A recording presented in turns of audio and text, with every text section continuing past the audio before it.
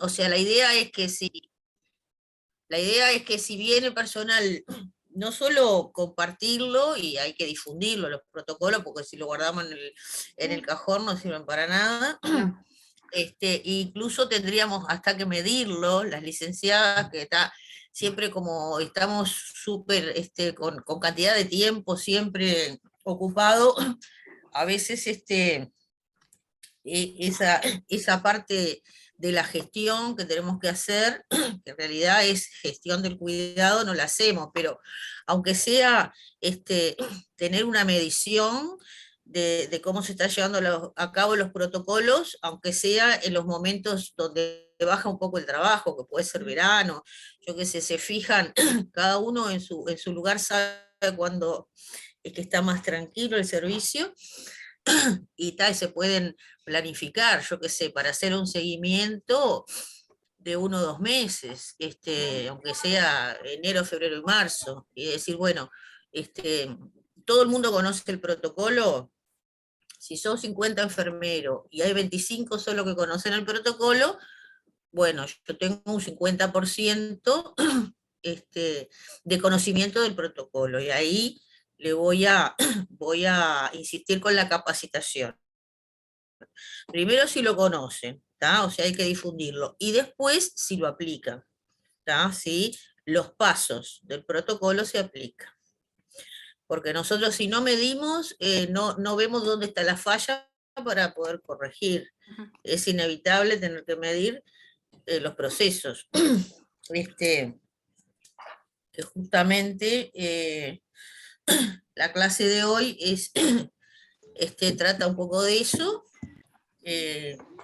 Ustedes saben que ya hace unos años todo lo que es la gestión del cuidado hace que nosotros tengamos que medir, y ahí vienen algunos conceptos de indicadores y demás,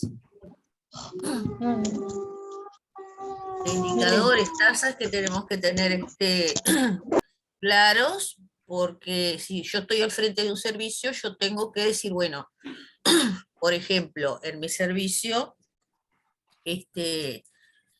un ejemplo, digo, bueno, a mí me gustaría que el laboratorio me reportara la cantidad de urocultivos contaminados que salen de mi servicio, ¿tá? Puede ser de urocultivos o de hemocultivos. ¿Por qué? Bueno, porque yo sé que, por ejemplo, es aceptable que un hemocultivo hasta el 3% se pueda contaminar. Nosotros sabemos que la recolección de muestras biológicas depende casi exclusivamente de la técnica. Entonces, bueno, yo sé que hasta un 3%, cuando se me dispara de ese 3%, bueno, yo tengo que ver qué es lo que está pasando. Justo coincide con personal nuevo, se están aplicando las medidas. En los urocultivos que nosotros lo hacemos todo por cateterismo, bueno, intentan una vez, fallan, cambian la sonda, vuelven a hacer la higiene. O sea, son todas cosas que nosotros tenemos que saber cuándo se salen de lo normal o del estándar para poder corregirlas, si no, vamos a seguir teniendo hemocultivos contaminados, urocultivos contaminados. O sea, eso lo tenemos que controlar. Incluso los enfermeros también ayudan. O sea, hacemos una planilla. Yo en su momento tuve que hacer una planilla, por ejemplo, em, para identificar en qué turno se contaminaban más los urocultivos. Y bueno, o sea, quién lo realizaba, cómo lo realizaba, el sí o no, aplicó tal cosa, sí o no. Y bueno, y justamente coincidió con el ingreso de personal nuevo, ¿tá? Y hubo que como que corregir algunas cosas. Eso es importante, porque si no los errores se siguen, o sea, si no medimos y no sabemos, no se corrige. Entonces, bueno, no sé qué hora es.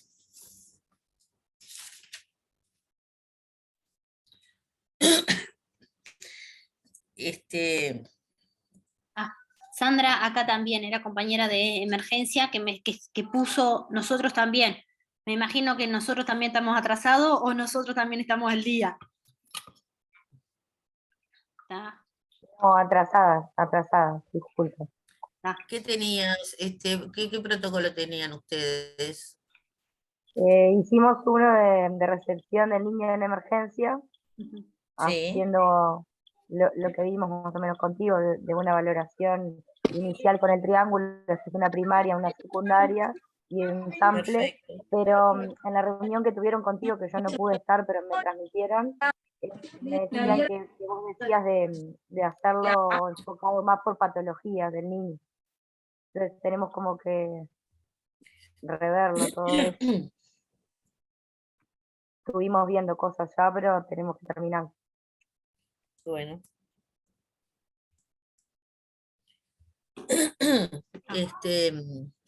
Yo no me acuerdo si ustedes hicieron el triángulo, Sí. en la evaluación en la evaluación primaria, ¿qué iría? El ABCD, El triángulo y el ABCDE, ¿está? sí, Y en la secundaria el sample, ponele. exacto. Sí, eso, ¿Tá? hicimos eso. Ustedes eso lo hicieron, pero yo me acuerdo que leí de recepción y estaba bien. Ah, está. Sí, lo Lo voy a hicimos, hicimos todo eso, sí.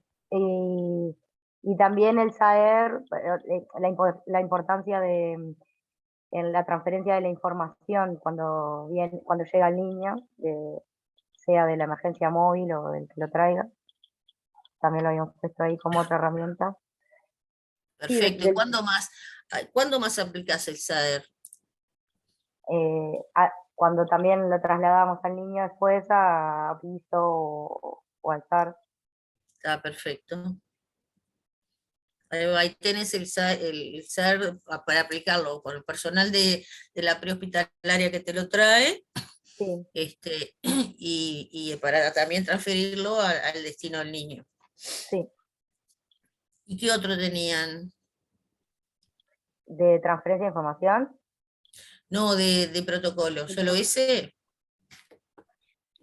No, Ah, estaba no, también el de la también tenemos, sí, aspiración. Ujú. Ah, Aspiración, las nebulizaciones y Sí, disparos, ¿tá? sí, Porque hablé inhaloterapia, así, sí, hice una organización, Amparo, con los protocolos para hacer para no repetir, ¿verdad? Y a que ver, cada una le dé un enfoque desde su servicio. claro. Mira, por ejemplo,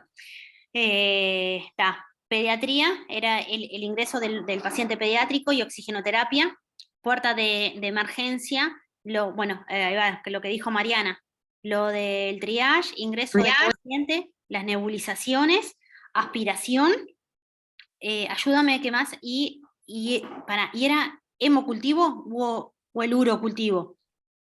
Porque no me acuerdo no, si Mariana le habíamos mm, dicho uro al final. Y, repito, capaz. y después SARP era BNI o AF, ingreso del paciente, aspiración por set, fijación de la set, intubación rápida, Mm. intubación rápida, Era y de la bastante igual. monitorización invasiva. Yo te lo paso en un mensajecito de texto, cómo nos organizamos, Bueno, y monitorización invasiva. Y también lo del protocolo de administración segura de medicación.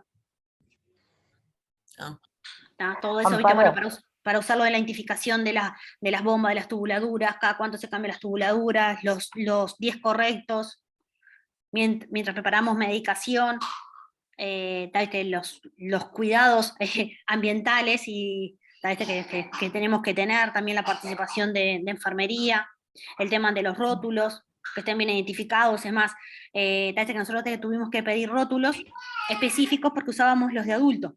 Entonces, por ejemplo, que no estaban incluido lo que era el goteo, ni tampoco el día del cambio, ¿tá? Porque al tener medicación cada 24 horas, viste que tenemos que especificar bien.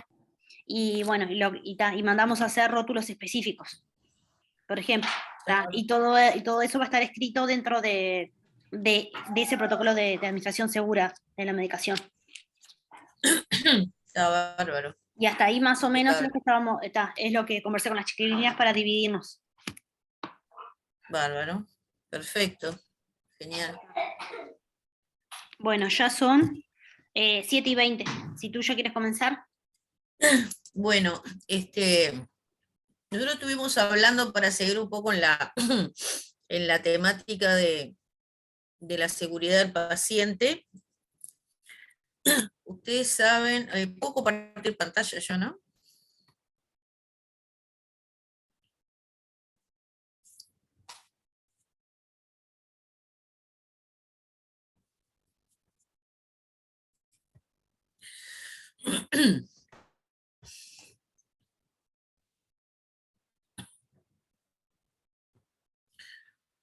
Bueno, no sé cómo me habrán quedado las diapos porque las hice en una computadora y después cuando me la pasé por mail a esta,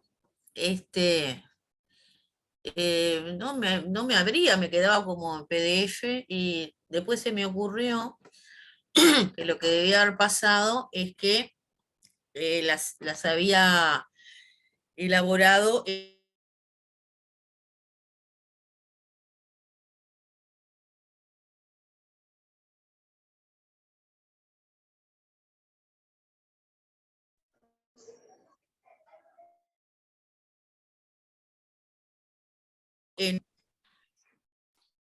¿Ven la diapo, chiquilina? No, no se vio y por un instante quedaste descongelada. Capaz que. ¿No se vio la diapo? No, ahora sí se ve. ¿Ahora se ve? Sí. Ah. ¿Ustedes saben, tienen idea qué es esto del Carbundle? No, No es un Hace uno... paquete. No es un paquete ¿Eh? que no es un paquete de medidas que uno tiene que aplicar para prevenir, por ejemplo, las infecciones y los cuidados que tenemos que tener. Sí. ¿Basados en qué? Porque esa es la diferencia de las guías de actuación o de los protocolos.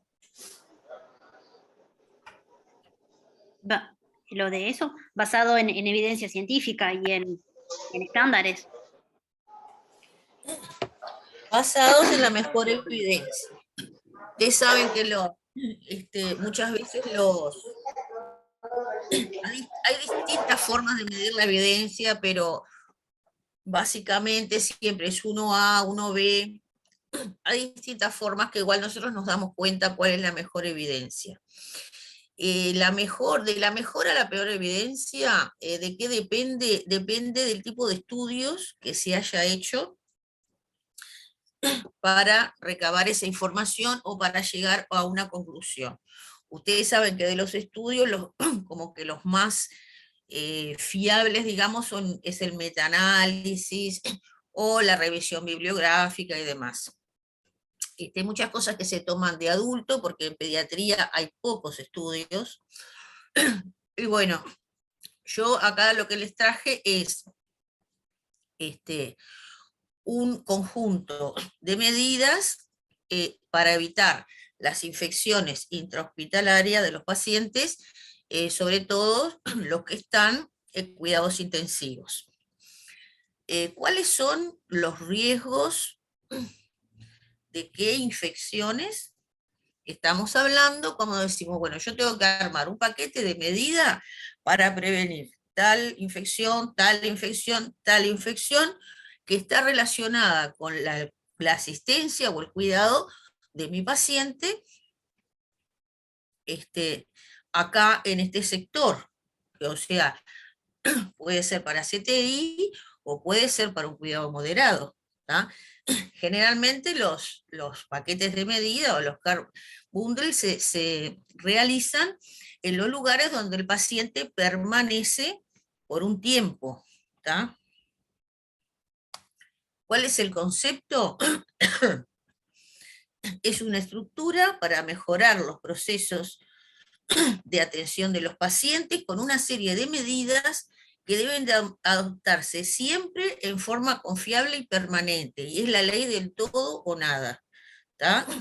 le aplico todas las medidas a todos los pacientes, porque es de la única forma que yo voy a poder medir si ese paquete de medida mejoró mi tasa de infección o no. ¿Está? Es un grupo de cuestiones, de medidas basadas en la evidencia científica. ¿Y cuáles son las etapas? Identificar el proceso, seleccionar las medidas a realizar, capacitar a todo el personal y protocolizar, definir las estrategias para mejorar el cumplimiento y ejecutar y medir. Esas serían las etapas.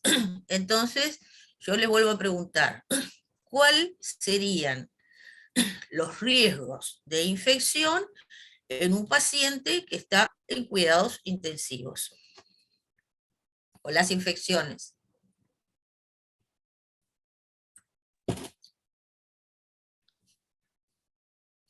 Pueden hablar, el chat de los tímidos. Susan pone, ¿verdad?, el riesgo de infecciones a las neumonias asociadas No escucho. Susan pone el riesgo de infecciones asociadas asociadas Pero, al pero ventilador. que hablen los alumnos. Norita.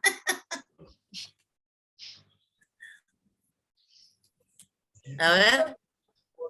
Bueno, las Porque neumonias, para prevenir, por lo ejemplo, saben, ¿eh? para prevenir, por ejemplo, las neumonias asociadas al manejo del personal. Las neumonias asociadas a qué? Al mal manejo del personal. Las neumonias del paciente, ¿qué? De cualquier Ventilado. paciente, del paciente, o sea, eso se llama neumonía asociada al ventilador. Sí. ¿Tá? Entonces, por más que yo no sepa cómo se llama, yo cuando trabajo y cuando cuido a mi paciente, tomo determinadas medidas de precaución y Claro. tengo que saber para qué lo hago. ¿Para qué lo hago? Porque a mí la evidencia me dice que los pacientes que están en asistencia ventilatoria mecánica por un determinado tiempo corren el riesgo de adquirir una neumonía asociada a la ventilación mecánica, que está relacionada generalmente, en el 90% de los casos, con los cuidados, más allá de que por supuesto es un factor de riesgo la edad, la patología que tenga el paciente y demás, pero en muchos de los casos está asociado a los cuidados. ¿Qué otra cosa, qué otra infección está asociada a los cuidados? La bacteriemia. Ahí va. A ver, ¿qué es la bacteriemia?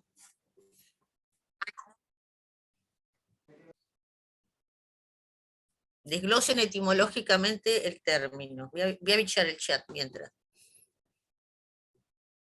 Acá dice Andrea, neumonía, infección urinaria, vías venosas,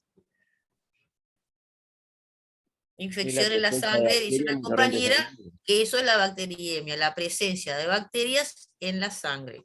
¿Tá? No es una infección, es la colonización de bacterias en la sangre. Si se deposita en un órgano, es infección. Ventilado, asociadas al manejo del personal. Perfecto, así que tenemos neumonía por aspiración. Las bacteriemias están relacionadas a qué? Al mal manejo del catéter, por ejemplo. Al mal manejo de catéteres. ¿Tá? Entonces, esas serían básicamente, hay más, pero básicamente, por ejemplo, yo puedo hacer un paquete, el paquete siempre es con 2 o 3 medidas, que hay que hacérselo a todos los pacientes, ¿tá? A todos los pacientes, en todos los casos. Y cuando un paciente, por ejemplo, a mí me dice, bueno, el paciente tiene que estar a 45 grados para prevenir la neumonía relacionada al catéter. Bueno, únicamente que el paciente por su estado clínico no pueda estar en 45 grados, no voy a realizar la medida, ¿tá? Pero si no, se le aplica a todos todas las veces.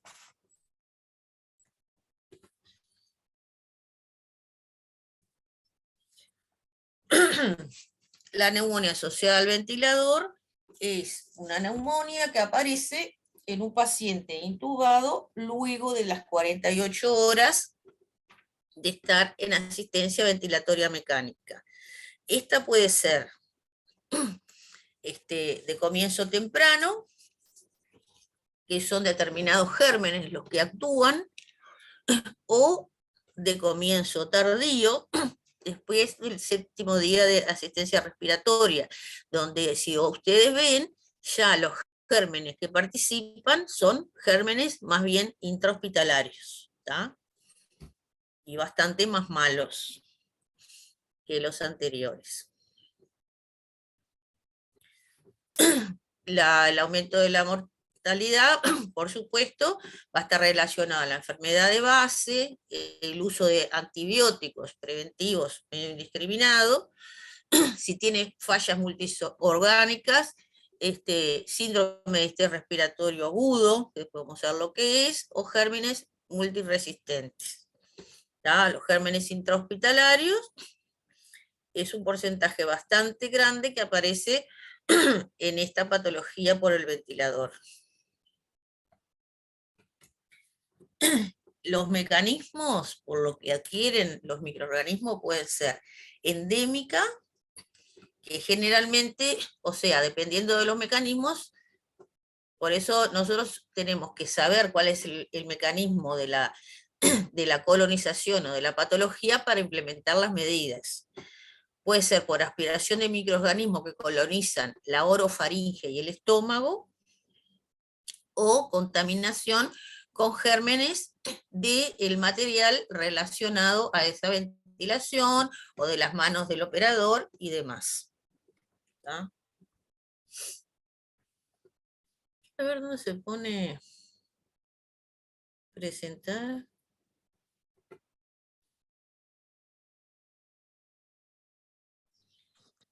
Que tú ahí tienes, ahí va, herramienta de presentación.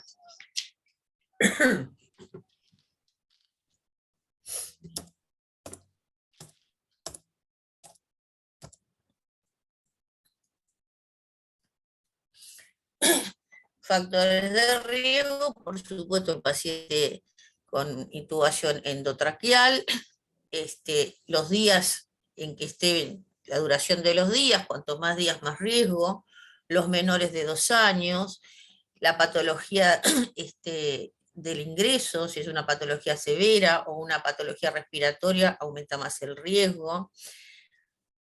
Cirugías torácicas y abdominales superiores, instrumentación de la vía aérea, que eso es inevitable, traslado fuera de la UCI y la administración de transfusiones. Todos esos factores se vieron que estaban favoreciendo la aparición de la neumonía. Acá este es un estudio que muestra los días de internación en pacientes con y sin neumonía. Fíjense que en la UCI son 20 días más que está internado el paciente, y en el hospital 50 días más, o sea, 40 días más de lo que debería haber estado internado. O sea, no solo es un perjuicio para el paciente, para la familia, sino para la institución y los costes, ¿no? En pediatría no hay muchos trabajos. Un trabajo a nivel internacional se hizo en el 2013, fue el último que se hizo, y a nivel nacional lo retomó una médica de Lucine en el 2015, creo, y lo publicó en el 2019, que es lo que tienen las publicaciones. Cuando salen las publicaciones, hay pila de cosas como que ya están medio ahí porque demoran mucho en salir. La incidencia, o sea, los casos nuevos es variable, más o menos el 8 o el 9% de los pacientes ventilados, siendo más frecuente en los menores de 1 año. Es la segunda causa de infecciones intrahospitalaria después de la infección por catéter. y siempre, tanto para la infección con catéter como para la neumonía asociada al ventilador, lo que se mide es sobre 1000 días de asistencia ventilatoria mecánica. Eso es para todos, o 1000 días de internación. Este es el trabajo de la médica de USIN, o sea, ella lo publica en el 2019, lo hace en el 2015. Lo que vio es que había mejorado un poco con respecto a los porcentajes del 2013, y que estábamos un poco mejor nosotros, Uruguay, que a nivel regional. Pero a nivel regional tenemos Bolivia, Perú, bueno, por suerte estamos un poco mejor. Y bueno, se vio que la implementación de los paquetes de medida mejoran la tasa de este tipo de afección. La posición de la cama a 30 grados, incluso hay un estudio posterior que se vio que es mejor a 45 incluso, la higiene bucal con clorhexidina, mantener limpio y seco el circuito de ventilador y la suspensión de la sedación por lo menos una vez por día, porque el paciente puede toser, puede movilizar secreciones. Todo esto, si el estado, por supuesto, un paciente que está súper grave, con inestabilidad hemodinámica, además, no se le va a sacar la sedación. Por eso estos paquetes de medida es importante, por esto y otras cosas que ahora vamos a ver más adelante, es importante consensuarla con los médicos, ¿no? Con el equipo médico. Y bueno, ¿cuáles serían más o menos la sospecha de que el paciente tiene una neumonía relacionada al ventilador?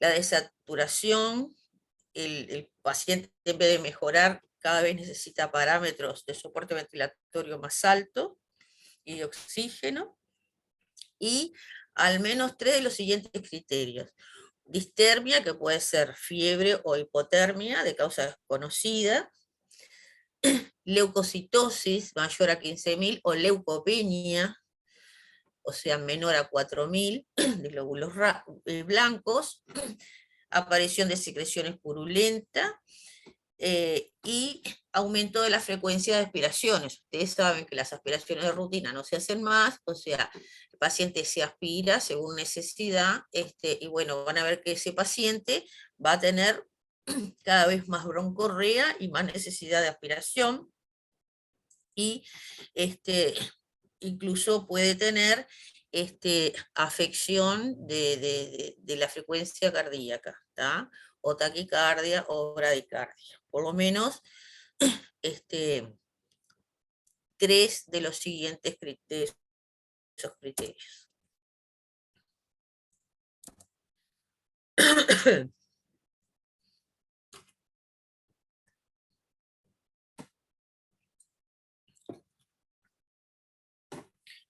Bueno, la higiene de manos, ya sabemos, es una del CDC, es lo que rige todo el Centro de Enfermedades en Estados Unidos, y lo otro es la OPS.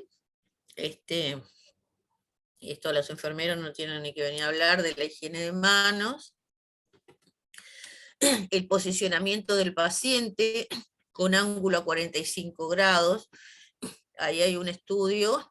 Todo esto muestra, lo que muestra son estudios en donde se disminuye el porcentaje de neumonias cuando se aplica una medida. Por ejemplo, este estudio bajó del 34 al 8% cuando la posición es a 30 o a 45 grados versus la posición supina.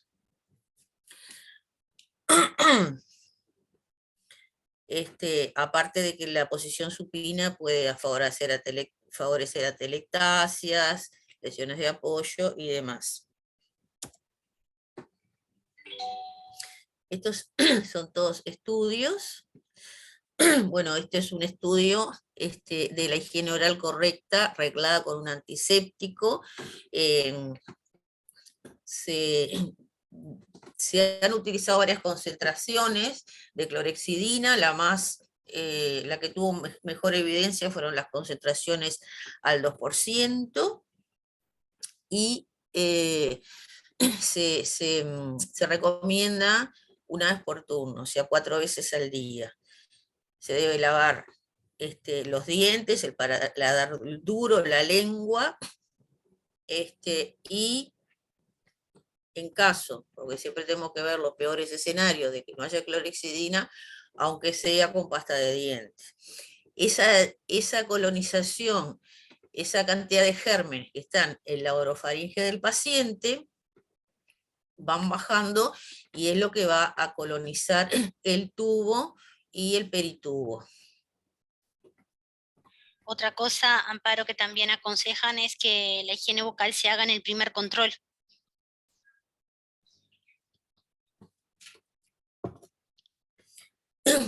Sí, ni bien el paciente esté ahí, ya se arrancan con las medidas. El solo hecho de estar ahí, ya arranca el primer turno, ¿no?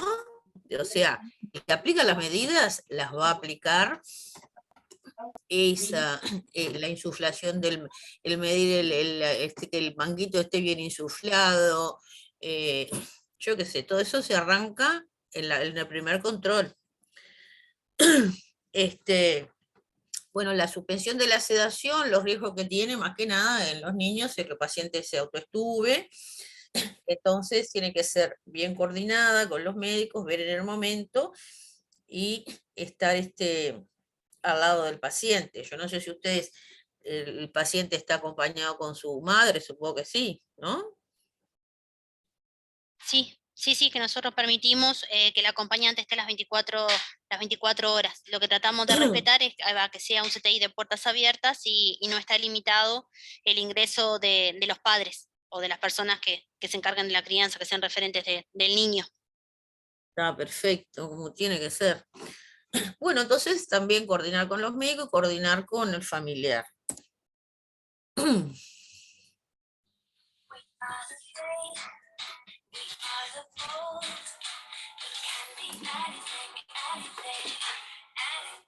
Me está sonando el teléfono.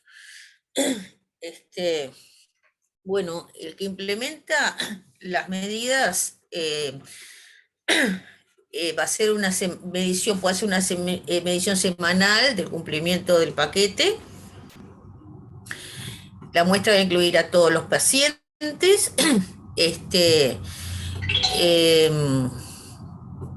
Va a sacar la información de las planillas, las historias clínicas, y hace el cálculo en forma semanal. Esto es números, o sea, el número de pacientes en la UCI que están en asistencia ventilatoria mecánicas y en los que se cumplió con la totalidad de medidas del paquete. ¿Está? Eso lo multiplican por 100 y le va a dar el porcentaje de pacientes a los que se le aplicó todas las medidas. ¿Está? En este caso, para prevención de la neumonía por ventilador. ¿Hasta acá vamos bien? Te hago otra consulta, Amparo. Cuando hablamos del uso de filtros, también, Sí. viste, para la prevención de las neumonias y la no contaminación del respirador, ¿están usando filtros en ambas ramas? Mira, nosotros la evidencia no ha probado que el filtro prevenga la neumonía del ventilador. Se usa en ambas ramas, y en la parte de la I donde va el paciente se usa el humidificador. En las ramas del ventilador van los filtros EPA, que son antivirales y antibacterianos. Hay quien lo usa solo en la rama expiratoria. Pero ahora con esto del COVID se está usando y sí hay en ambas ramas. ¿A ustedes les han comprado filtros y eso no tuvieron problema Sí. con los filtros? No, que no hemos tenido problemas. Es más, ahí va, de que tenemos filtros HME, ¿tá? Con Sí. sistema de humidificación, y tenemos en las 3 presentaciones, neo, pediátrico y adulto, según el volumen Tidal. Es más, de que nos hemos quedado sin los filtros convencionales, sin los filtros solamente antibacterial y antiviral, de que está sin filtro y sin humidificación. El HME solo humidifica, el HMEF humidifica y es antibacteriano, no sé cuál tiene usted. HMF. Ahí va, eso tiene todo, humidificación y Ujú. los filtros antibacteriano y antiviral. Bueno. Después, otra cosa, perdona, de los filtros, cuando se usan, de que seguimos con el cambio cada cuánto tiempo. No, y eso, no sé, la verdad que no sé cada cuánto se debería, no me acuerdo cada cuánto. Ujú. Yo te mandé material de filtros. Ujú. ¿Lo recibiste? Sí, lo recibí, pero quería. Ah, porque no sabía si estabas usando ese, Sí, supongo, el particular o el otro el profesional. el particular. Bien. Claro, ni digamos cómo se llama, pero No, deja ahí. yo se lo mando a este y después y te iba a escribir para decir, mirá que te mandé, no me olvidé. No me acuerdo en realidad cada cuánto se. No hay drama, no hay drama. Después les hago. Ah. Lo que sé es que no, más que nada protegen el equipo, pero no tanto así al paciente. Ujú. Bien. Sabes que nosotros tenemos el seguimiento por la gente del Comité de Infecciones solamente en CTI Neo, ¿viste? Que no nos hacen el seguimiento en cuanto a CTI pediátrico, porque ellos, viste, que lo que respaldan y tienen que informar siempre es de adulto y de neo, no de pediatría. Entonces queda a disposición nuestra hacer la denuncia cuando tenemos alguna infección, alguna bacteriemia, una infección urinaria asociada Qué a raro, catéter o a qué neumonía. raro. Sí, es raro, entonces queda a consideración nuestra. Igual que nosotros Y no, internamente, de que llevamos un registro cuando hay infecciones intrahospitalarias. ¿qué promedio tienen de estadía y los niños? El promedio de estadía anda entre 5,6 días, promedio. Bueno, nuestra población de paciente ventilado, en estos 2 años anteriores, viste que no lo podemos tomar mucho como referencia porque son bajísimos los números. Hemos tenido a llegar 2 ventilados el año pasado, el otro Y año tenés 3. que compararla con el 2019, porque en el 20 y el Exacto, 21 no pasó nada. claro. Todos sanos. Exacto, en el 2021 nada. Y en el 2019 estamos hablando de unos 10 pacientes ventilados, pero en lo que vamos ahora ya estamos casi alcanzando ese número. Y estamos Sí, recién en agosto, principios de agosto. está Así que difícil. ahí va, se está viendo cada vez más, por diferentes causas, ¿no? Pacientes ventilados en lo que vamos ahora, de este año. ¿Y son respiratorios o no tanto? Respiratorio. A ver, obviamente que tenemos sí un porcentaje respiratorio, pero hemos tenido hemos tenido neuroquirúrgico, politraumatizado, Mm. no, pero esperemos y pasemos datos más concretos cuando finalice un poco plan invierno. Y sí. Sí. Bueno, muy bien. Las bacteriemias, ¿está? Estas son las recomendaciones internacionales en cuanto a la higiene de manos adecuada, como siempre, la desinfección de la piel con clorexidina, a no ser que haya alergias, máxima barrera de protección, está relacionado con la vestimenta que usamos nosotros. De preferencia, en la localización subclavia se trata de evitar, por ejemplo, la vía femoral o la yugular, sería en ese orden, subclavia, yugular y femoral, en caso de que, porque esto tiene que ver mucho con la experticia del médico. Yo no sé, ahora allá están utilizando la colocación ecoguiada, que es como lo más seguro para el paciente, e incluso las enfermeras también. En nuestro medio no, pero en otros medios, ya, yo creo que en la Argentina ya están usando los accesos vasculares centrales por punción periférica ecoguiados. Después la retirada de las vías centrales que no sean necesarias y el mantenimiento higiénico del catéter.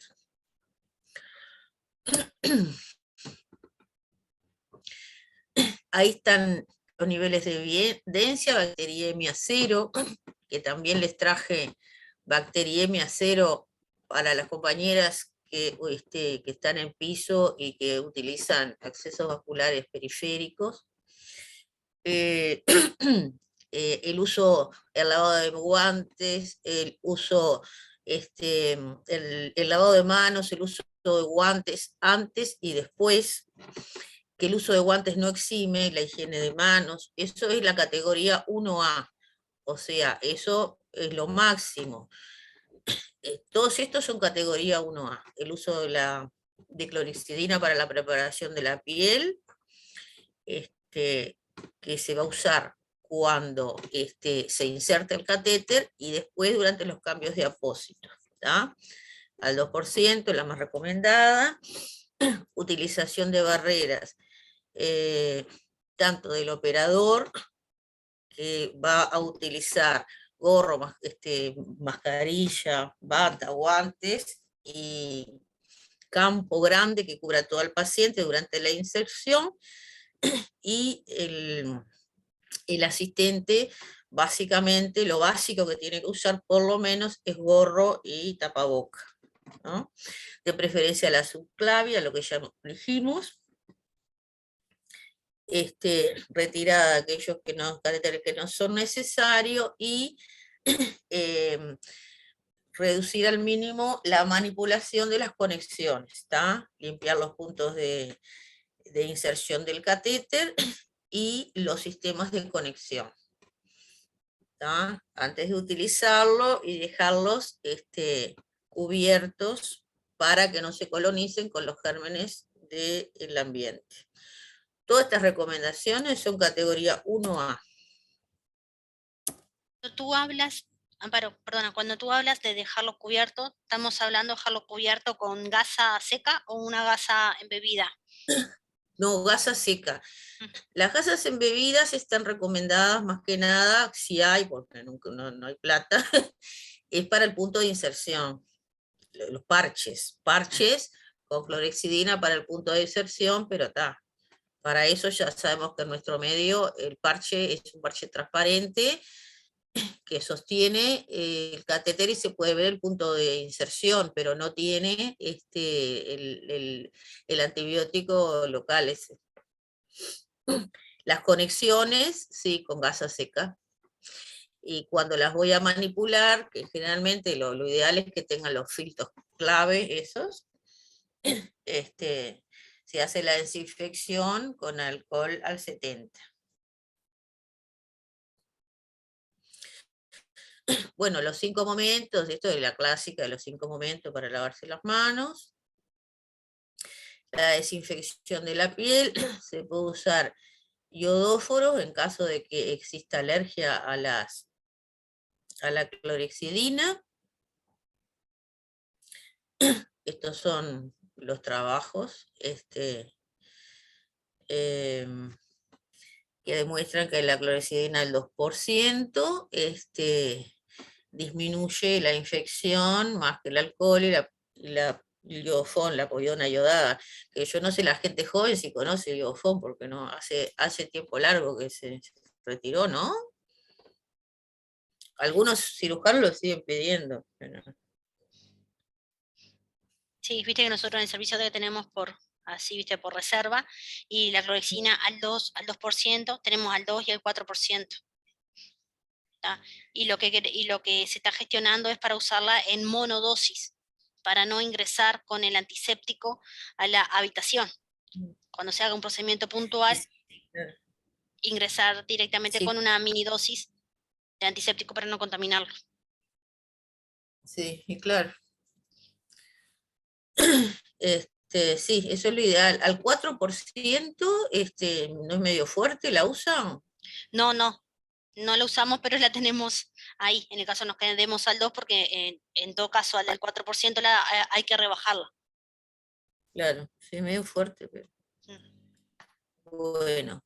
Estas son las medidas de barrera. Esto es lo que yo ya le dije.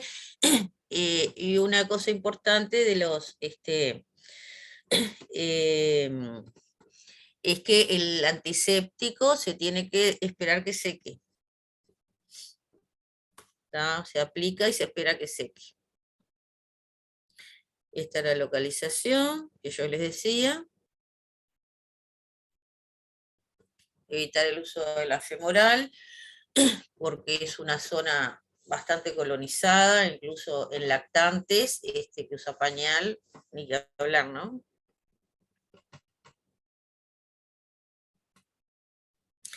La inserción en catéteres, esto es para todas las vías. Ustedes saben que las extremidades inferiores, no solo al estar menos vascularizadas, tienen todo lo que esté menos vascularizado tiene riesgo de infección, porque hay menos perfusión y la sangre circula menos en torno al catéter.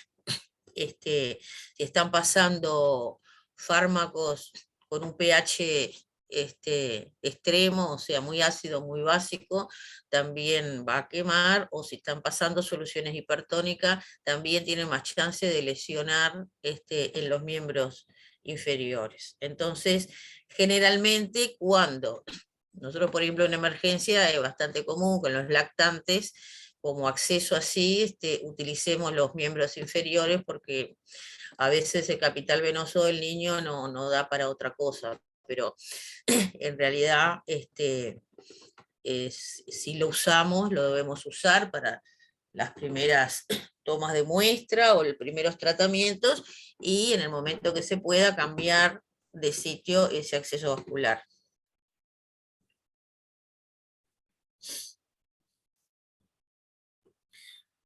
Retirada de los catéteres que son innecesarios.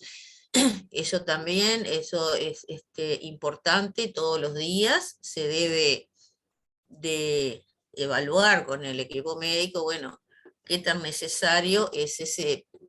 Yo he visto, por ejemplo, he estado con los estudiantes en piso, que son pacientes que han estado en CTI, con una vía central, les dan el alta, pasan a cuidados moderados, y yo he visto manejar de cualquier manera esa vía central. O sea, porque de pronto la formación de la gente de piso no es la misma que la gente de CTI. Entonces, bueno, me parece que si el paciente se va a ir de alta del CTI a un cuidado moderado, se tiene que colocar una vía periférica. De ninguna manera puede ir con una vía central a un cuidado moderado.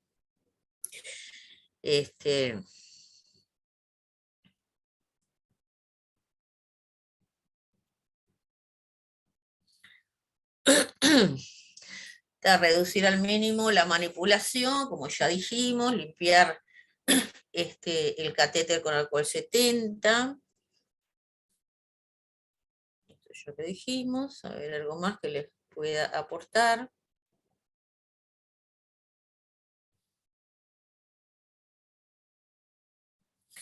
El rótulo con la fecha, de hora. cuidados moderados. Sabes que nosotros en el hospital, el servicio de pediatría maneja vías venosas profundas. A ver, María Noel, maneja vías venosas profundas, maneja por TACAT, y en alguna oportunidad, a ver, confírmame, de vías centrales. Vías centrales sí, manejamos también. Claro, pero capaz que ustedes tienen un staff más estable, ¿viste? Nosotros acordate que ahí en el hospital tenemos gente del plan invierno que de pronto es gente recién recibida. Bueno, Nora, vos sos testigo de un niño que paró. Aquel niño que paró, lo paró porque lo aspiraron un rato largo. ¿Te acordás? Me acuerdo. Un niño que Me paró en acuerdo. tu piso. Sí. Era un niño chiquito de 2 ¿Mm? meses que lo aspiraron. O sea, el niño no tenía ni acceso vascular. O sea, era una bronquiolitis que por la edad estaba internada. Y fue alguien nuevo a aspirarlo y le dio como en la vino tuerce. Y el niño hizo una apnea y paró. Que le colocaste tú una intraósea Sí, con un por catéter de eso te punción digo, lumbar, me acuerdo. no tenía ni una vía. O sea, era un niño que estaba en una bronquiolitis que solamente para tratamiento de sostén, aspirarlo, y yo qué sé, los beta-2, y bueno, y terminó en el CTI. Por eso digo, si vos tenés un staff en cuidados moderados más estable, o incluso que reciban pacientes oncológicos, por ejemplo, las recomendaciones que nos dicen, bueno, cada uno hace lo que sabe. Por ejemplo, a mí me ha llegado la emergencia niños con urgencias en pacientes oncológicos, el niño con el portacat. Ese portacat no se toca, prohibido tocar el portacat. Y si por alguna razón quieren abrir el portacat, nosotros llevamos a la gente de la Pérez Escrimine, que son los que son expertos en portacat. Yo sé manejar un portacat, pero, o sea, no lo uso nunca, ¿entendés? Y los enfermeros de emergencia tampoco. Entonces, bueno, cada uno, pero si ustedes, yo qué sé, en cuidado moderado de tu hospital manejan portacat porque ingresan pacientes oncológicos, no hay problema. El tema es que nosotros tenemos que conocer los servicios, con quién estamos trabajando y qué es lo que hacen. Ahí en el Pereira Rosell, los niños con portacat o van a la emergencia, o van al CTI, o van al hemato-oncología. Punto. Y bueno, por eso digo, a veces también es, bueno, lo que esté permitido es lo que el enfermero sabe que ya hace. Yo me acuerdo que esa vuelta que yo vi el niño ese con la vía central, pero ni idea, con la mano limpia. O sea, por eso digo, bueno, los cambios de la curación, el apósito transparente cada 7 días, en general en los niños se trata de no manipular mucho los accesos vasculares porque a veces sabemos que es perjudicial para el niño si lo pierde, porque necesita esa vía central, hay que colocarle otra, bueno. Pero con cuidado, siempre que esté sucio se va a cambiar, o cada 7 días.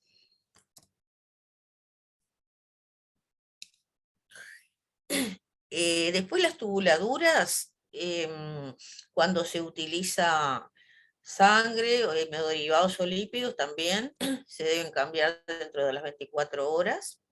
Y los niños que tienen goteos de propofol, ustedes saben que el propofol tiene una base lipídica y entonces favorece la contaminación. También esto se debe cambiar por lo menos cada 2 turnos, 2 veces por día.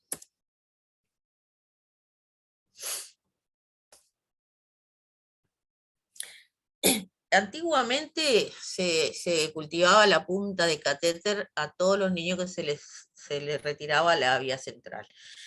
Eso ya no es, no se hace de rutina, solamente que haya sospecha. Los hemocultivos, ante sospecha de bacteriemia, se retiran 2 de distintos sitios anatómicos, porque muchas veces la piel está colonizada por algún germen. Entonces, si yo saco las 2 muestras del mismo sitio de punción, voy a dar contaminado a ese germen los dos frascos. Entonces, lo que hago es saco una muestra de sangre periférica de un sitio anatómico y otra, que puede ser inmediatamente o puede ser a la media hora, o lo ideal es en un pico febril, la extracción del hemocultivo de otro sitio anatómico.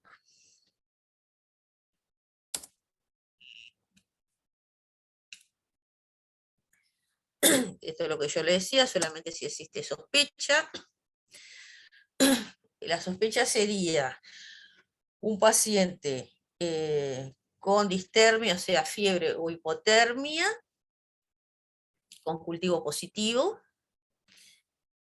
Cuando el cultivo del catéter, el germen que está en el catéter y el germen que está en la sangre es el mismo,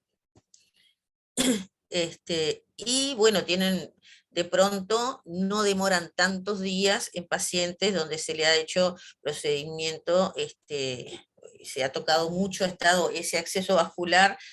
Nosotros sabemos cuando un acceso vascular ha sido dificultoso, cuando es dificultoso ya las medidas, ya sabemos bueno, que no se respetan tanto, entonces ese paciente de pronto va a tener más chance de una bacteriemia por catéter.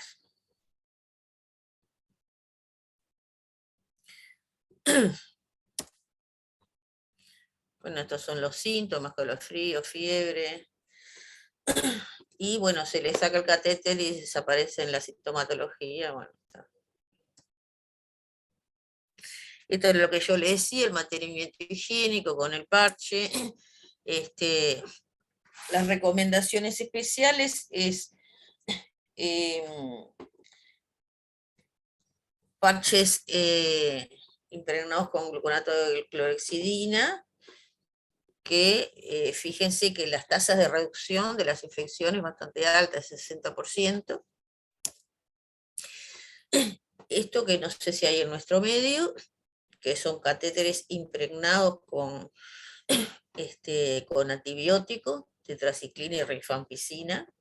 Generalmente se da en los que tienen más de una luz. Y otro que son autolubricados, se autolubrica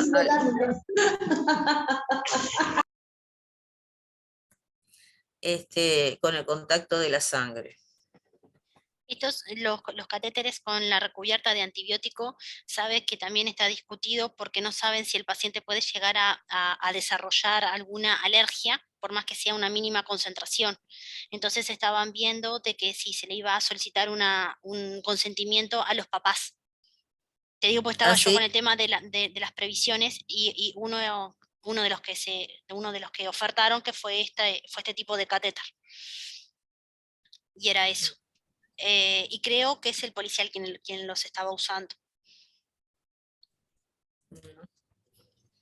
Y el de Parina no lo conozco. Sí, nosotros eso no lo tenemos. ¿Alguna otra pregunta? Yo no sé si siguen estando, están aburridos, están dormidos. Estamos. Estamos acá, sí. Estamos. Otra cosa, Aparo, para sacarme la duda. Sabes que también, aparte de usar hemocultivos por punción, lo que se está haciendo son los retrocultivos. Extraer una muestra de sangre, si ese catéter sigue siendo permeable, ¿verdad? Y en el mismo momento, simultáneamente, se extrae una muestra de hemocultivo por punción. Entonces no están mandando los dos, el hemocultivo por punción y el retrocultivo de la vía. Para no hacer la punta del catéter. Sí. Exacto. Está bien. Y el retrocultivo, por ejemplo, tiene que ser por lo menos 3 horas después de administrado el último antibiótico. Claro. Porque sí se supone que ya está colonizado el catéter. Ajá. Sí, es más fácil. Bueno, le traje un poco algo de flebitis. Lo que más me interesa de la flebitis, a ver, ¿Quién me dice qué es la flebitis? A ver, chiquilines. A ver el chat, porque no hablan. Flebitis y tipo de flebitis. Flebitis ¿Qué es la química flebitis? es una infección de la vena. ¿Eh? Es la inflamación de la vena. ¿Está? Todo lo que termina en itis es inflamación. ¿Está? ¿Cómo se puede inflamar una vena? ¿Cuáles son las causas de que una vena se inflame? Piensen que voy al baño y ya vengo.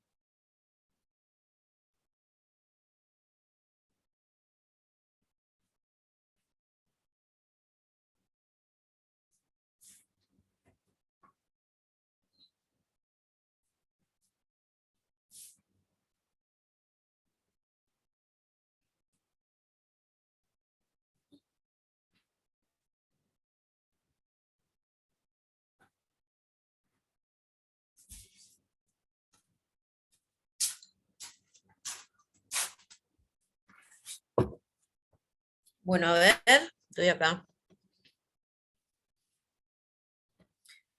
Por mal manejo de higiene, mecánica, química. Exactamente, la flebitis puede ser mecánica, esa inflamación puede ser mecánica cuando el catéter se mueve dentro de la vena porque está mal fijado, o lo fijaron bien, pero el paciente se movió y a lo largo de las horas el catéter se mueve dentro de la vena y golpea la capa íntima de la vena. También cuando elegimos un catéter que queda muy ajustado a la vena, entonces la sangre no puede circular alrededor del catéter, se va estancando y forma la flebitis mecánica. La flebitis química es por el uso de fármacos sin lavar antes y después la vena. Hay fármacos que son hiperosmolares y otros que tienen un pH. Ustedes ven que el paciente, ¿qué fármacos? Así que es bastante común. Al paciente siempre le duele. Por UDIs. ¿Qué otro?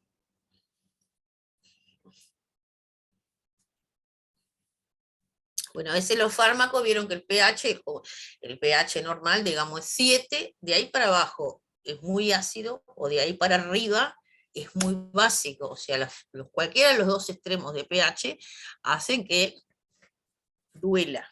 ¿Tá? La comitoína, por ejemplo, tiene un pH de 12. Entonces, en un niño grande, si ustedes la diluyen poco, se va a quejar y le va a doler. Eso, bueno, esa es la química. Y la infecciosa es por un manejo inadecuado en el manejo de esa vía. Esa es la flebitis, es la complicación local. Y la complicación sistémica de los accesos vasculares, ¿cuál es? Recién la vimos.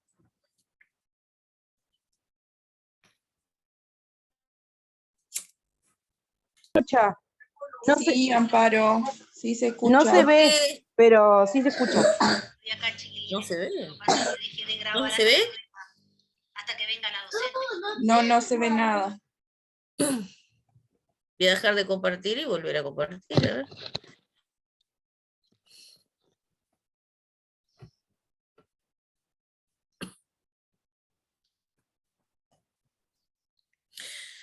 No, porque decía que se había parado la grabación, por eso, y no.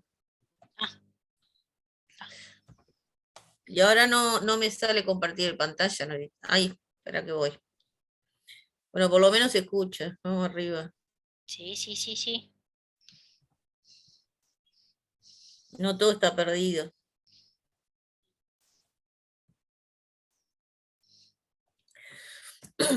Bueno, a ver dónde habíamos quedado. Ahí se ve. Sí. Sí, ahora sí.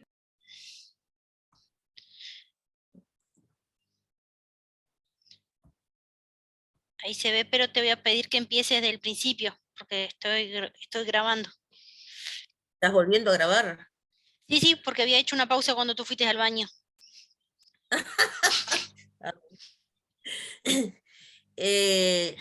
No, lo que pasa es que lo que estaba hablando no tenía nada que ver con la diapositiva. No, yo le decía que la flebitis es como la complicación local de los accesos vasculares y después la complicación sistémica es, bueno, la bacteriemia, ¿no? Eh, bueno, esas son las poblaciones especiales que ya sabemos. Lo que le quería mostrar era, a ver.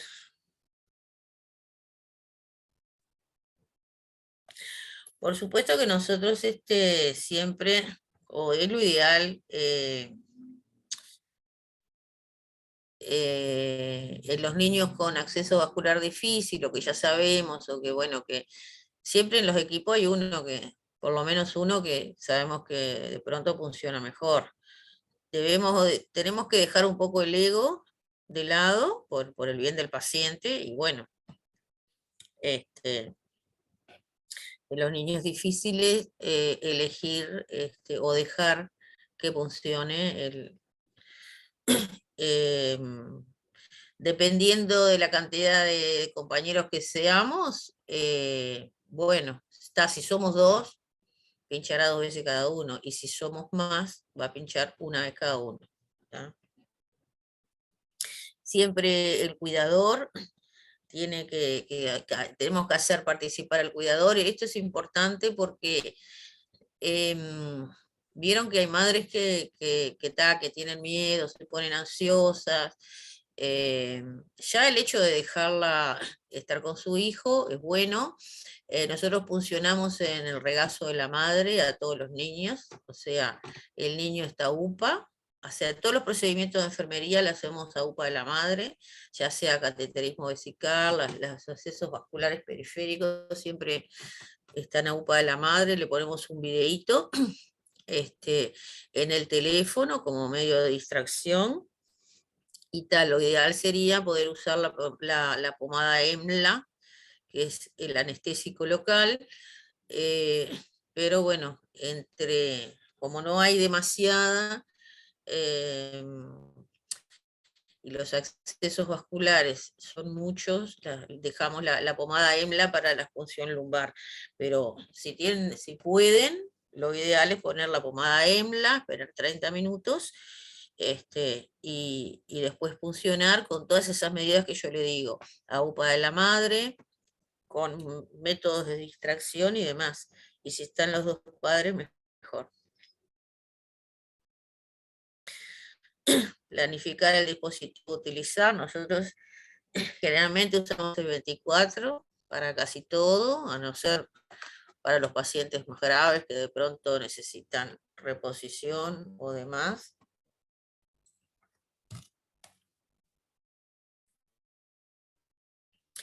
Ahora están los catéteres de bioseguridad, que tenemos un desafío ahí, porque nos dejaron algunos para utilizar y las chiquilinas como que no se adaptaron, porque es un catéter que tiene mucho filo, que entra, aprieta un botón y se esconde el mandril.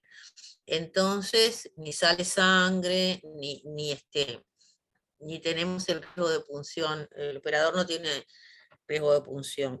O sea, es lo que se debe usar. Por el momento, las chiquilinas no se están como adaptando mucho porque se rompe muy fácil la vena, porque aparte el niño se mueve y demás, ¿no?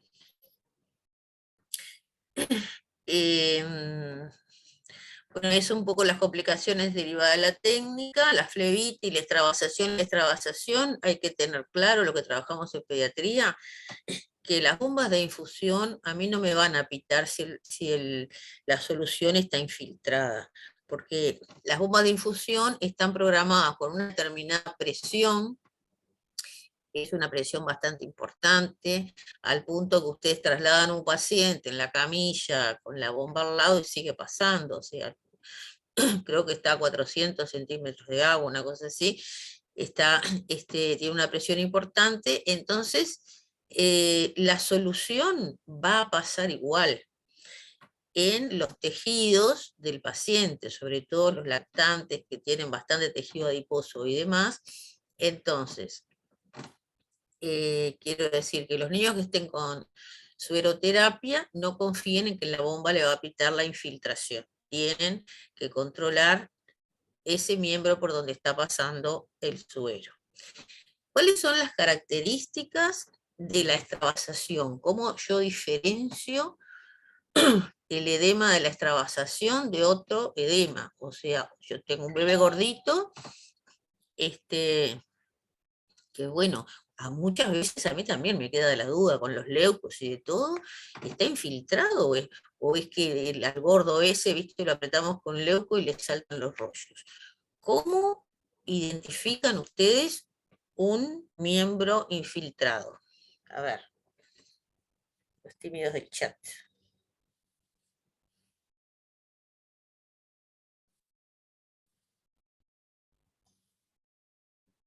A ver, Amore, ¿cómo es?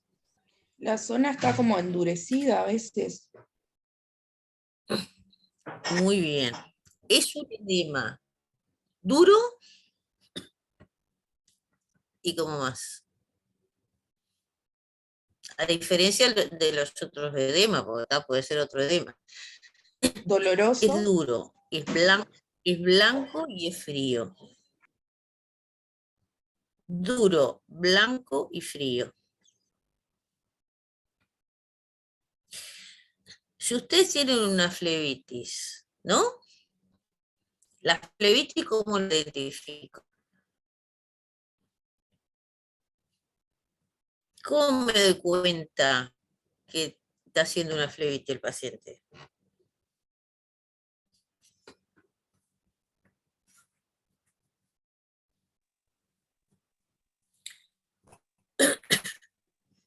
Aunque no se vea, el paciente dice que le duele.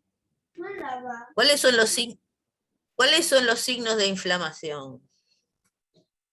Enrojecimiento en la zona. Dolor, calor y rubor, esa es la clásica, ¿no? Dolor, calor y rubor. ¿Tá? O sea, está rojo, está caliente y le duele. ¿Tá? Que muchas veces en la pediatría, ¿qué pasa? El niño está con la férula, está fijado, es mentira que le podemos ver el punto de inserción, a no ser que tenga un parche transparente y demás, que en general en los cuidados moderados no se usa demasiado. ¿Tá?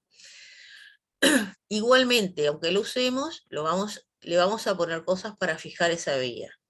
Entonces, el punto de inserción no lo voy a ver. Muchas veces, ante la duda, por supuesto que ustedes tapan todo a riesgo de perder la vía. Perfecto.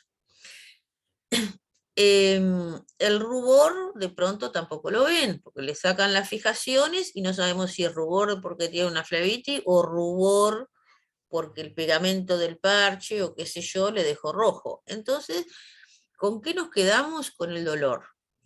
Es muy diferente el dolor, el llanto, pónganle que tiene, si es un niño grande nos va a decir que le duele, pero si es un lactante, es muy diferente el llanto por dolor cuando nosotros infundimos en una vía que está mal o que tiene una flebitis, a que cuando nos acercamos, no, lo que pasa es que, y yo eso lo he visto en enfermería, y están 2, 3 días, porque el niño saben que es de difícil punción, están 2, 3 días pasándole el antibiótico ahí subcutáneo y el niño levanta los techos y demás. O sea, las vías sospechosas de que tengan flebitis hay que retirarlas. Y en los niños no es tan fácil. Entonces, si tiene calor, si tiene rubor y si tiene dolor, ¿qué es lo que voy a usar para calmar eso localmente? ¿Frío o calor?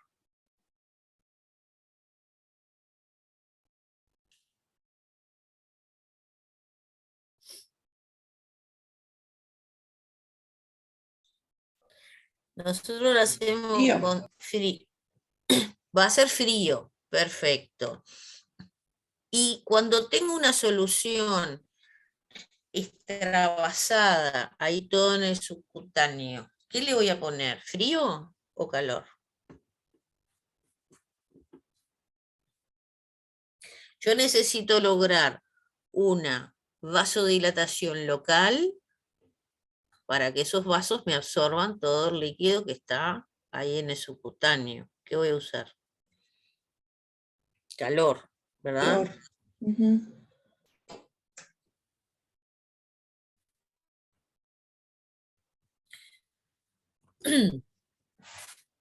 Bueno, eso de las complicaciones locales o derivadas de la técnica.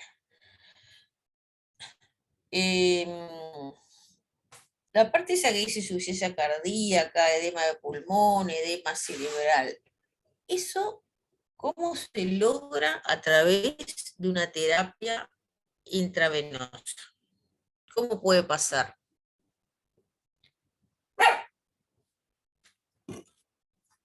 ¿Cómo puede pasar eso?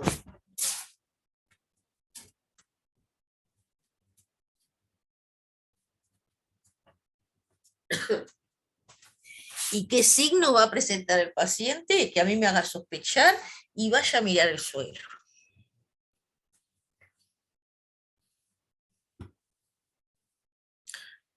O sea, yo llego al paciente, voy a hacerle los controles y el paciente está. A poder repetir la pregunta, me dice, bueno, a mí me dicen que una de las complicaciones de la administración de sueroterapia o fluidoterapia es que el paciente haga una insuficiencia cardíaca, un edema agudo de pulmón, un edema cerebral. O sea, ¿eso es consecuencia de qué? Por Y cómo una, yo... Decilo nomás.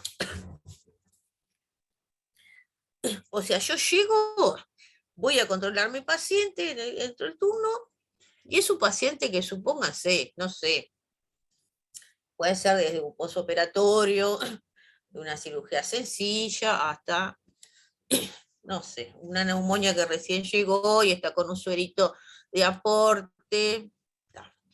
Entonces yo noto al paciente taquicárdico, polimnéico, signos que de pronto no tienen nada que ver con la patología del paciente. Entonces, ahí yo voy, lo primero que tengo que hacer es mirar el suero. ¿Qué suero está pasando? ¿Qué volumen tiene indicado y qué volumen pasó? Porque esos son signos de edema pulmonar por sobrecarga circulatoria. O sea, si pasó más suero del que tendría que haber pasado en el tiempo estipulado, el paciente va a estar sobrecargado y entonces el corazón va a ir más rápido porque tiene mucho más volumen para distribuir, aunque en determinado momento ese corazón va a fallar, puede tener una insuficiencia cardíaca, se va a empezar a acumular líquido en el pulmón y si eso no se resuelve puede pasar a tener edema, hasta edema cerebral. O sea, en general, yo en todos estos años he visto poco de eso, un niño que en realidad, como a los niños nunca se le toma la presión arterial, era un niño que tenía un síndrome nefrítico, vino por síntomas respiratorios, le hicieron una placa y claro, en la placa vieron el edema. La imagen del edema pulmonar es bastante característico porque es todo como un difuminado en forma de mariposa, que se llama, bilateral, bueno, tal, lo interpretaron como una neumonía.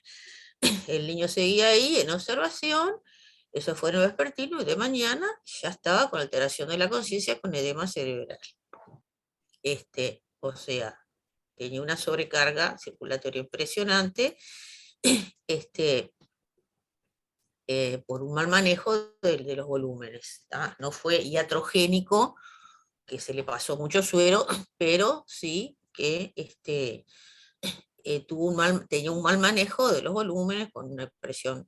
Entonces, vi ese y algún otro caso más de errores en los sueros, que generalmente es más común que hagan una hiponatremia. Incluso hay estudios, hasta mismo en el Nelson, que es el libro de cabecera de los médicos, hay fórmulas de soporte circulatorio, ese suerito con iones que le ponen a los pacientes que tiene el sodio recontra bajo. Los pacientes hacen hiponatremia, edema cerebral y demás. O sea, esos pueden ser todas las causas, pero las que competen a nosotros, los signos de edema pulmonar por sobrecarga van a ser taquicardia, taquipnea, pueden tener secreciones espumosas, cianosis refractaria a la administración de oxígeno. O sea, el paciente está cianótico, le administramos oxígeno y no mejora. Esos todos son signos de edema pulmonar por sobrecarga. Eso de los iones para los sueros de aporte para los niños, hay toda una revisión y se cambió todo porque aparentemente eran muchos los que hacían edema cerebral por hiponatremias, relacionado con el plan de suero. Y otra cosa que le quería mostrar era, esto es flebitis cero, este es otro paquete bundle de las españolas que hacen lo mismo que dijimos nosotros, el paquete bundle de las infecciones en el CTI para la flebitis. Flebitis cero con las evidencias encontradas a través de los estudios de investigación. Otra cosa,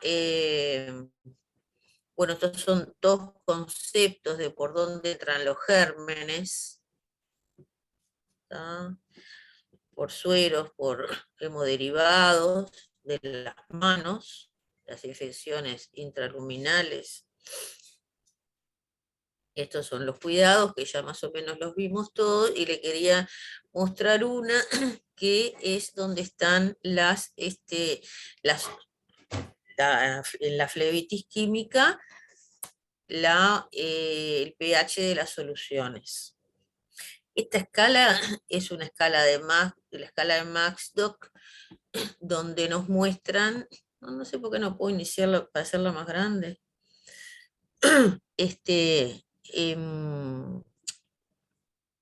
donde nos muestra la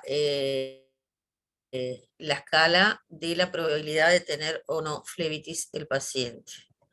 ¿Tá? Y la recomendación. ¿Tá? Dice dolor con eritema o hinchazón, inicio de flebitis, retirar el catéter. Dolor sin eritema, hinchazón, no tienen hinchazón ni un cordón a la palpación. Ese es un posible signo y esa vía se debe observar. Y bueno, acá están todos los signos de flebitis y las recomendaciones que nos dan. Esta es la escala de flebitis.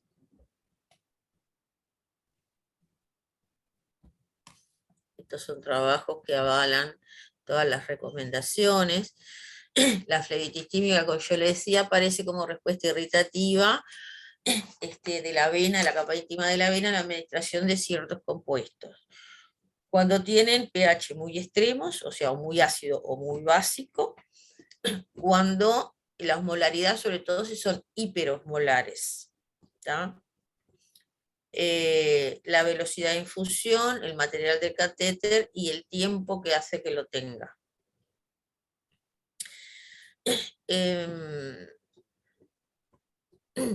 Y estos son los fármacos. Acá está la osmolaridad. Siempre decimos que es hiperosmolar con respecto al plasma, que es más o menos 290 y algo, 300. O sea, ven que hay soluciones que son más o menos isoosmolares, igual a la del plasma, pero hay otras, como la furosemida, que eso es bastante hiperosmolar. Y acá al costadito están los fármacos con poder irritante, ¿tá? Relacionado con el pH. Bueno, y creo que nada más.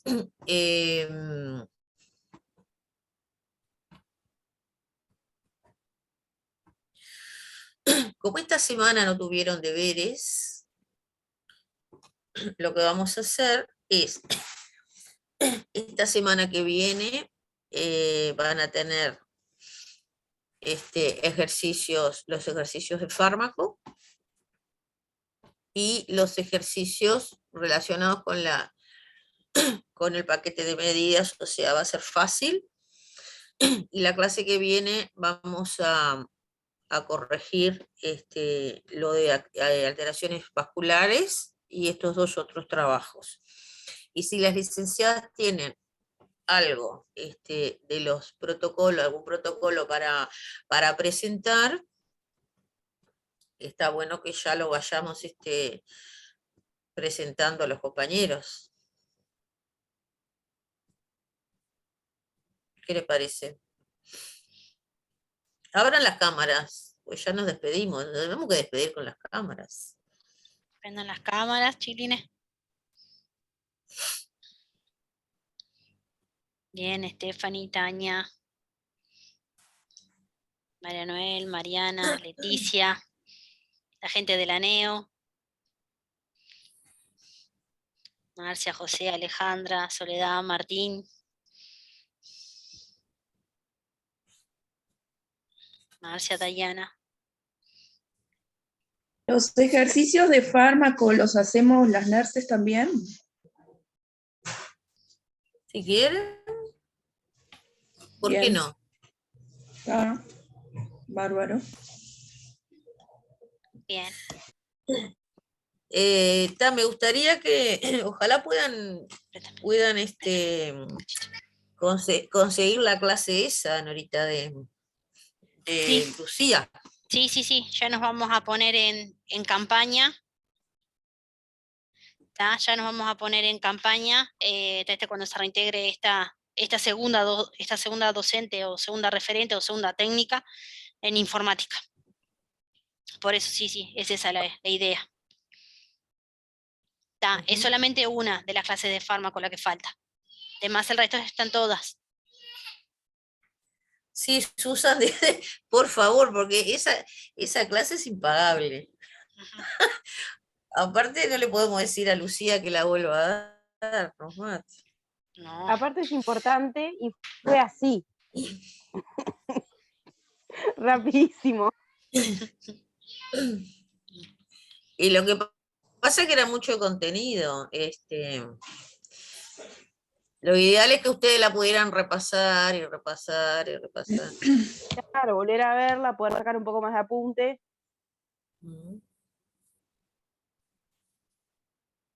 ¿Y Martín y Tania cuándo van a dar el caso clínico? No me acordaba. Tenemos que buscar alguno. ¿Alguien tiene algún caso clínico para que nos den estas semanas que vienen? Para discutir.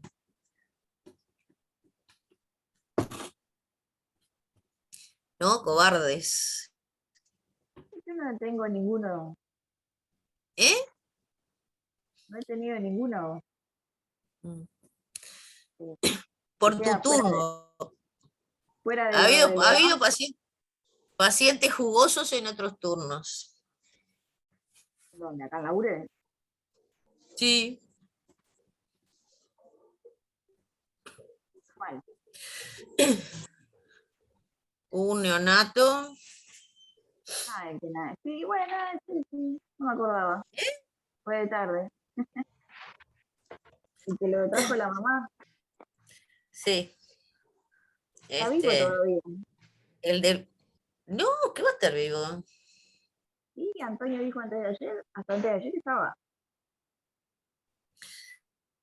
Entonces era otro. Hubo uno chiquito que barotrauma, neumoperitoneo, o sea. Ah, no, ese no. Yo digo el pretérmino de 29 semanas, que lo trajo envuelto en una toalla, la madre. Así como No, ese es el que lo tuvo en la. No, ese es el que lo tuvo en la casa, no. Al que se le cayó a la señora en el baño. ¿Eh? Lo tenía en la barriga y se le cayó. Sí. Pobrecito. Hizo todo para que no sobreviva. Pobrecito sobrevivió perfectamente.